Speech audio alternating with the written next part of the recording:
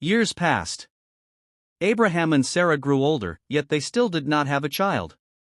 Even though it seemed impossible, Abraham continued to trust in God. One warm afternoon, Abraham sat at the entrance of his tent near the great trees of Mamre. Suddenly, he noticed 3 visitors standing nearby.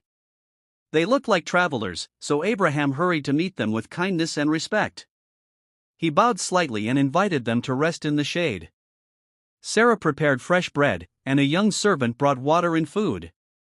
After they ate, one of the visitors, who was actually an angel sent by God, spoke words that filled the air with hope. "Next year, at this same time, your wife Sarah will have a son." Sarah, who was listening from inside the tent, was surprised. She had waited so many years, and she was now very old. She quietly wondered how such a thing could happen. But the angel reminded them that nothing is too hard for Jehovah. Abraham smiled with deep joy, because he remembered the promise Jehovah had made many years earlier. Even though he had waited a long time, Jehovah had not forgotten him.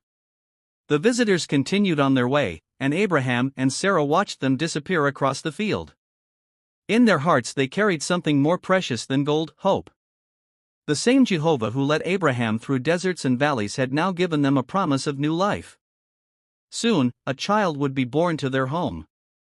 And through that child, all families of the earth would one day be blessed. Abraham lifted his eyes to the sky and whispered a grateful prayer. Just like Abraham, sometimes we don't know exactly how our journey will end. But when we trust in Jehovah, He leads us step by step, even when things seem impossible.